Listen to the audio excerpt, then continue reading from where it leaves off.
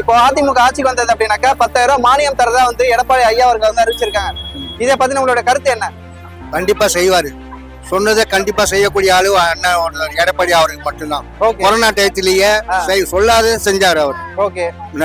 இன்னும் எவ்வளவு செய்வார். அவர் ஏழை மக்களுக்கு தொண்டன். அவர் விவசாய குடும்பத்துல பிறந்து வளர்ந்தவர் அவர்.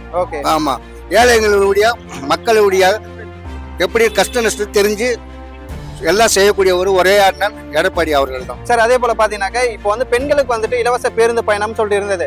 அதை வந்துட்டு ஐயா ஆட்சிக்கு வந்ததுக்கு அப்புறம் ஆண்களுக்கும் இலவச பேருந்து பயணம் அப்படின்றத வந்து பரிமாணம் படுத்திருக்காரு. இதை நீங்க எப்படி பாக்குறீங்க ஒரு ஆண்மகனா? ஒரு ஆண்மகன் வந்து பெண்களுக்கு மட்டும் கொடுத்தாங்க, ஆண்களுக்கு ஒரு கருத்து இருக்கும்.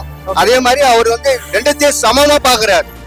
ஆண்கள் பெண்கள் எது சரியாம ரெண்டு பேர்த்துக்குமே இலவசமா போகக்கூடிய ஒரு அறிவிப்பு கொடுத்திருக்காரு. அது நல்லபடியா வரவேற்கக்கூடியது தான். இப்போ வந்து பாத்தீங்கன்னாக்க தமிழ்நாட்டுல கிடையாது, ஆல் ஓவர் இந்தியாவிலுமே வந்து கேஸ் தட்டுப்பாடுன்றது ஒரு மிகப்பெரிய விஷயம்.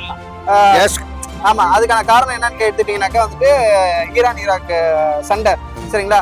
இப்போ ஐயா ஆட்சிக்கு வந்ததுக்கு அப்புறம் வந்து வருஷத்துக்கு 3 சிலிண்டர் மானியமா தரேன் அப்படின்றத வந்து கோரிக்கை அறிவித்திருக்காரு.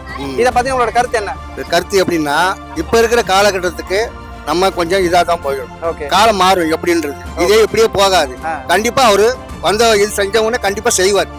ஆமா, இது உறுதி. உங்களுடைய ஆதரவு யாருக்கு சார்? என்னுடைய அதிமுக எப்பவுமே சரி. இப்ப இல்ல, எம்ஜிஆர் நடிக்கிறதுல சினிமால இருந்தே அப்பையில இருந்தே நாங்க எப்பவுமே அதிமுக தான், ரெட்டையில தான். அவர் கண்டெடுத்த ரெட்டையிலைய என்னைக்குமே நாங்க மறக்க மாட்டோம். நல்லாட்சினா எடப்பாடியார் தான்.